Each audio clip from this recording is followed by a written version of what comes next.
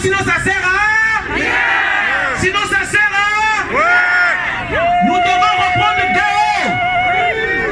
Nous devons reprendre Gao avant de parler des élections.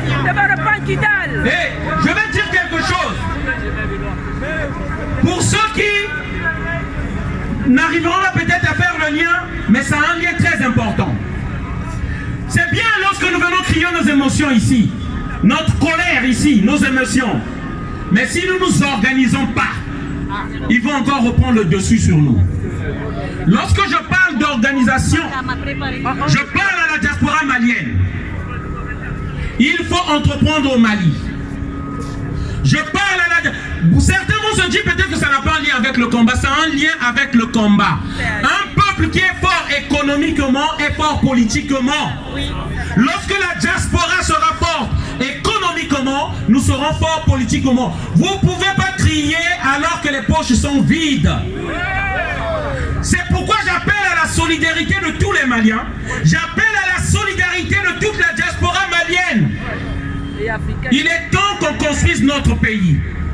Il est temps qu'aujourd'hui qu'on soutienne la transition. Assimi Goïta, aujourd'hui, est digne de conduire le Mali. Aujourd'hui, lorsque nous voyons que Wagner peut venir, c'est des bonnes choses. C'est ce qu'on espérait depuis longtemps. C'est ce que les pays de l'Afrique centrale, d'où je viens, n'arrivent pas à faire. C'est pourquoi nous disons, nous devons soutenir Assimi Goïta. Nous allons soutenir la transition. Nous ne parlons pas des élections. Nous, ce qu'on veut, que le Mali soit stable, qu'il y ait le développement au Mali, qu'il y ait la sécurité au Mali, que les fils du Mali ne meurent plus comme il y a quelques mois là. 100 Maliens qui sont morts, 100 Maliens qui sont morts, 200 Maliens qui sont morts au Burkina Faso. Et une chose qui est sûre, avec Wagner, parce qu'il faut le dire, c'est ça la vérité. Je tiens à dire, on n'est pas contre les Français.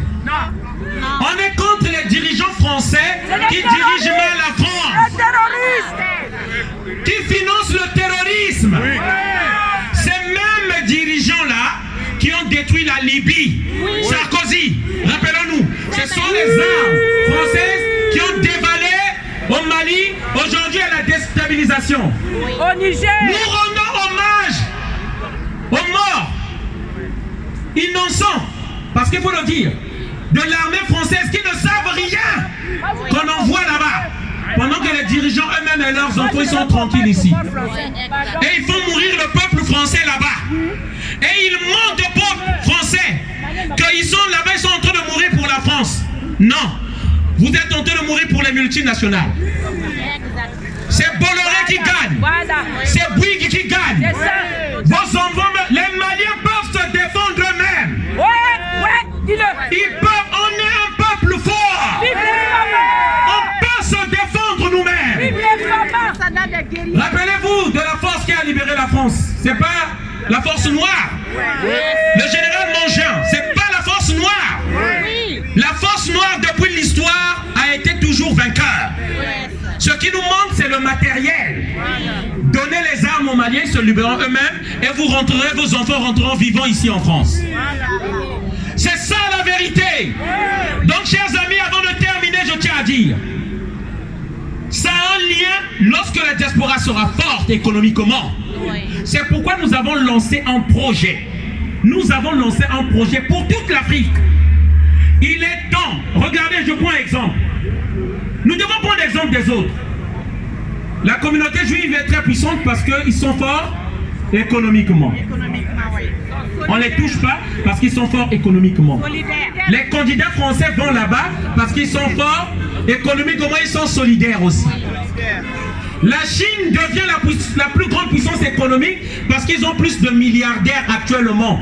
Je vous demande de faire les recherches si vous ne me croyez pas ce que je vous dis là. C'est vrai. Regardez, les Arabes aussi font la même chose actuellement. Ils sont dans le business, ils sont dans le commerce. Nous sommes les derniers, pour le dire la vérité, parce que nous ne sommes pas solidaires et nous ne sommes pas puissants économiquement. C'est pourquoi il est temps qu'on s'unisse. Et moi je dis bien, personnellement je viens de l'Afrique centrale, du Congo particulièrement. Mais je tiens à dire, Je reconnais l'organisation qu'a la communauté malienne. Je reconnais cette organisation que vous avez. Je voudrais que le Mali soit devant par rapport à ce projet-là. Organisons-nous, mettons un supermarché pour nous ici, où nous irons dépenser notre argent. Il faut être fort économiquement pour qu'on soit fort politiquement. Si on n'a pas compris ça, nous viendrons crier ici encore des millénaires. Si on n'a pas compris ça, on viendra encore ici. Voilà le message que je vais vous faire passer. Alors je termine ce message en disant: force à Assimi Goïta, digne fils du Mali, descendant de Modibo Keïta, descendant de Thomas Sankara, de Barthélemy Boganda, de Miri Patrice Lumumba, de tous les dignes chefs d'Afrique.